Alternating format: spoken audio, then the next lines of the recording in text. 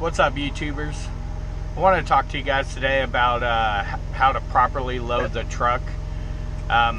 So far this year, we've had about a handful of customers that were just completely a-holes about letting us be part of showing them how we wanted the truck loaded. And the reason we have to load our truck so perfectly is because if you load too much weight to the front, it could put us overweight on our front axle. We have to balance our weight over the rear axle to keep all the weight on the rear axle. Even a 2,000 pound load, if it's pushed too far to the front, that would put us overweight on our front, even though we can carry about 8,000 pounds on our rear axle. So we've had a couple customers, that they just push the load all the way to the front, and they don't quite understand the way this truck is spec'd and that they can't put too much weight in the front. And we've had to go to the scales, get weighed, find that we were overweight on our front axle, take it back, have them reload it, go get weighed again. I think at one time we had to go back 3 times to get them to reload it. And it was such a pain in the butt. And you're just going to have those customers out there sometimes. They don't want you on their docks. They feel that they've been loading trucks for 20 years and they don't need you telling them how to load a truck. They're out there, believe me. All you can do is just try to be as polite as you can and explain to them the way your truck situation is. Now, not all trucks are going to be the same either with straight trucks. It all depends on how the dealer spec the truck. For instance, with our truck, we have what's called a Detroit DD13 on the engine, which is a really heavy engine. I think the dry weight on that is about 2,500 pounds. They use these engines in tractors to do a lot of LTL companies will use these engines in the shorter hood trucks. And it also has a Eaton Ultra Shift 10-speed, which is a really heavy transmission. I think the dry weight on that is about 950 pounds. And then of course we got the custom sleeper. All this stuff adds weight to the front axle, since most of this stuff is towards the front of the truck. So like with tractor trailers, they don't have to worry as much as we do with the way the freight's loaded. They do still have to, if they have too much weight towards the front of the axle versus the rear, but they can kind of counteract that by sliding their fifth wheel or their tandems on their trailer. But with straight trucks, we can't slide no axle. There's no way to balance the weight out that way. So we have to be really vigilant in making sure we have the freight loaded properly, so that we're not overweight on your front axle, because something like that could possibly get you shut down at a scale house, get you some fines, bad score on your CSA. So I'm going to show you guys how to determine where to load your freight on your truck. A few things to consider is obviously how your truck is spec'd. If you're driving a truck with a little small Cummins engine in it, I think those engines only weigh about 1,500 pounds, and then paired with a Allison transmission, which is only about 550 pounds, you're going to have a little bit more playroom on your front, but not a lot. Okay, you still want to work towards getting the freight's weight on your rear axle.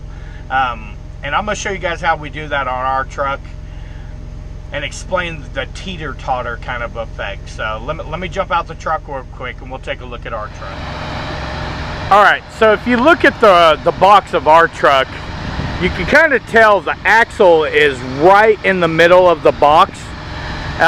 It's actually a couple inches to the front. The rear of the box hangs off a little bit further to the back than it does to the front. So it kind of balances the weight on the front axle. I mean the rear axle, I'm sorry. Now if you look at that space in between our fuel tanks and our rear axle, a lot of trucks will have what's called a lift axle, where they can lift it from the cab of the truck. They can lift it and lower it. Now if you have one of those trucks, it's going to be a lot easier to balance weights out, because when you put that axle down, that's going to take any weight, any freight weight that's in the front of the box off your front axle. Even if you're empty, if you put that axle down, it does take weight off your front end.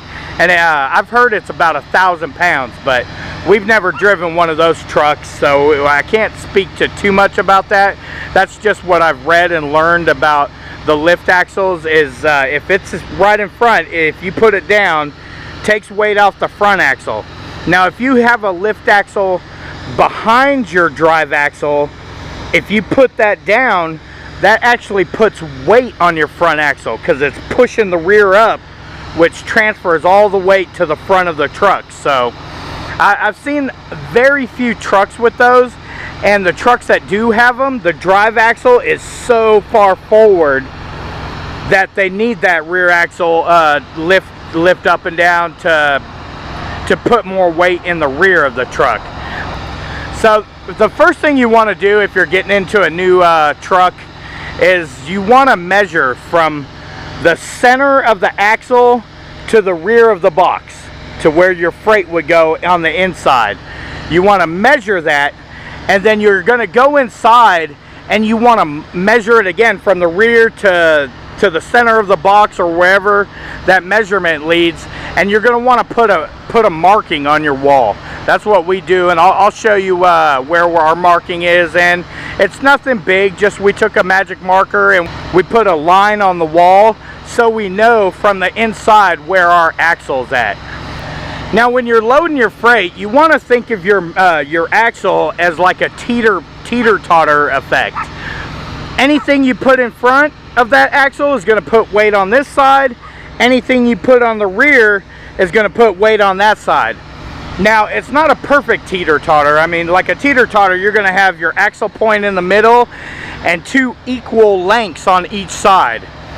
With our truck, it's not equal lengths.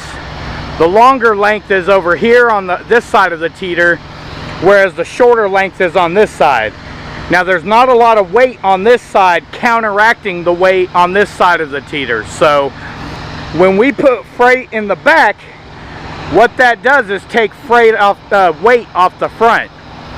Now if I put 500 pounds on the very end, that might take 100 pounds off the front.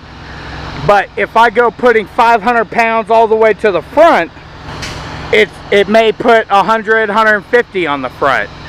It's going to keep most of the weight on the rear, since it's closer to the rear. The weight's still closer to the rear axle. So sorry it might be a little loud because we got our generator running. You can hear it vibrate and everything. But if you look right here, here's the line we got, and this is our axle point. What we did was took our measuring tape, measured from this point right here, not here, because chances are we're not going to be getting freight all the way up against that, from right here, and just measured it all the way back. And then we put our markings on both sides. Now another thing you can do, and I had a buddy who did this, he showed me how he did it, was once you mark that, you can, the standard size of pallets are about 42 inches. So what he did was he measured from here back 42 inches, then he put a marking there and wrote 42. And then all the way back he kept doing that. And then he did the same towards the front. So he knows how many pallets he can get towards the rear of his axle and how many pallets he can get towards the front of the axle. So that's another thing you can do. I've been thinking about doing that also, but we've stuck with the one line for now. That's going to be your most important to know, is where to load your freight behind, and then how much goes in front. Now you can load stuff towards the front, but you have to have an equal or greater towards the rear. Now this is with our truck though, because our truck is right at 11.9. Our truck is right at 11.9 on the front when we don't have any freight at all. So if I go sticking 1,000 pounds towards the front, chances are that's going to put me overweight on my front axle. If I put 1,000 pounds right here on the axle, that's going to keep my front the same at 11.9 and keep all the weight on my rear axle of that freight. Now if I put that weight 1,000 pounds back here, you're going to have that teeter effect. It's going to take weight off the front. Now it's not going to take 1,000 pounds because you've seen from the axle forward it's a lot longer. But it will take off probably 200 to 300 pounds. So like I said, you can go in front of that your axle. You just have to have equal or greater on the back. And that's the problem we've ran into is customers, we had a load one time, it was like 8 pallets. And we can get 10 pallets in this truck. But what they did, and it's instead of leaving that extra row empty, they put it all the way to the front, whereas the last of the pallets ended probably about right here. I could have got another set of 2, which basically puts all that weight towards the front. I don't have nothing counteracting the weight in the front on the rear. So the proper way that they should have let us do that was take these load bars, see where 8 pallets would have been, put our load bars there, and then kept all the freight towards the very back of the truck. Now that would have kept our balance right. You know, it probably would have took a little bit of weight off the front axle. And you're going to have those customers out there. They're going to, you know, they're going to think, oh, I've been loading trucks. This driver's just being an a-hole. And believe me, there's those a-hole drivers out there. But learn your truck. You know, I know how the freight needs to be held in this truck. So I'm usually pretty stubborn about it. I'll tell them it either goes the way I need it to go or it doesn't go. And I'll let dispatch know that. They know I know how to get this truck loaded properly. They know these trucks are different from a lot of the trucks that they are loading. So now let's say you have a truck that doesn't have the big custom sleeper, doesn't have the big engine and big transmission adding all that weight to your front axle. You could put freight further to the nose of your truck, but you're still going to have problems if you took a 5,000 pound pallet and put it all the way to the nose of your truck, because probably out of that 5,000, 3,500 is going to go on your front axle. So you got to know what your front axle weight can handle. These trucks are made to have the weight on the rear though, on your rear axles. You can balance some weight towards the front if you don't have all those big heavy equipment on the front. But with our truck, we can't. We have to keep all the weight on the rear axle here. So another thing I wanted to point out is, you notice how far our tanks are to the rear? The reason they spec this truck like that was, if they put it all the way to the front near the steps, full of fuel, this truck would be overweight on the front axle. But when they spec'd this truck, they knew it had a heavy engine, heavy transmission, heavy custom sleeper, so they put the fuel tanks closer to the rear axles. Now I have seen some with the fuel tanks all the way to the rear axles, but I think they left it right there in case somebody wants to add a lift axle later on in the future. So here's one truck that I found that I wanted to show you that had the lift axle behind your drive axle. Now you can see how far forward compared to the box the drive axle is. So when he loads his freight, if he puts 1,000 pounds back here, that's going to take weight off the front. Now if he puts his lift axle down, it's going to put a lot of the weight back towards the front of the axle. So this is a really nice truck here. I think this is like a 110, 120 inch sleeper. That would be nice to travel the road in that for sure. Let me show you a different truck. This one's a 2-axle truck. Now compared to the box on this truck, you can see the drive axle is actually further to the rear than the front of the box. It's not like right in the middle or a little forward like our truck. So if, for instance, this truck, if he was to put a 5,000 pound pallet right here, it looks almost directly in the middle of both axles. That would probably add 2,500 pounds to his front axle, if not at least 2,000. So a truck like this, you would definitely want to put most of your weight on your rear. If you do put any freight in the front, you want equal or greater back here. Now, one thing I wanted to mention is if you see this truck, it has a lift gate. Now, I know lift gates typically weigh about 800 to 1,000 pounds. So he already has some weight here counteracting weight towards the front. He's got a couple toolboxes, looks like a generator here. Who knows what's on the other side. But that 1,000 pound lift gate does take weight off your front. And one thing I couldn't find a really good Sprinter picture. But here's a picture where you can see it's extended back here. If you put a 500 pound pallet right on the back, that's going to pull weight off his front axle. So even in Sprinters, this is something you really want to be careful of. Know what your rear axle can handle. Know what your front axle can handle, even in the Sprinter trucks. If you see this Sprinter van, it doesn't have as much hanging off the back. So most of the weight is going to go on the axle. Now you can put weight more towards the front to kind of balance your weight out on these vans too. So the most important part is know your weight. You want to get your truck weighed when you're empty with no freight, so you know what kind of weight your front axle can handle, your rear axle can handle.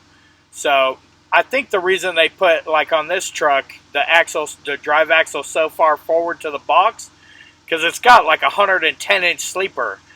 Now, our 96-inch sleeper weighs 2,000 pounds, so a 110-inch sleeper, I wouldn't doubt that weighs probably about 2,500 pounds. And everything in front of this axle puts weight on both axles. So he's got his generator, def tank, fuel tanks, all this stuff here, stuff inside the sleeper adds weight to your front axle.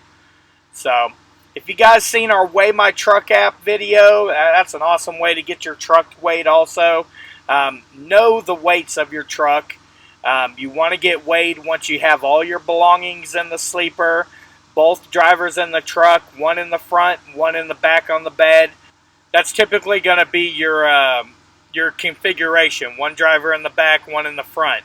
I know with us, me and Heather, we've weighed our truck with both of us in the front. And then we weighed it again with one in the front, one in the sleeper. And by weighing the truck that way, it actually took off 75 pounds of the front axle with Heather in the sleeper versus both of us in the front. So you can see that's such a short distance, took off 75 pounds. So, get to know your truck when you get out here. Learn the configuration, what your wheelbase is, how much weight you need to put on the back to take off the front, how much you can put in front of your axle before going overweight on your front axle. So I hope that kind of helps explain the weight distribution of these straight trucks. You always want to consider how much weight you're putting in the truck as well. We've had to take stuff out of the sleeper because we kind of rat packed a little bit and brought too much stuff out with us on the road, which added weight to our front axle. So I hope you guys like the video, the kind of explanation of the weight distribution and the weight on these trucks. If you guys got any comments or questions about it, feel free to put a question down in the comments or send us an email, message on Facebook, whatever suits your pleasure. Until next time, we'll see you in our next video. Peace, love, and expediting.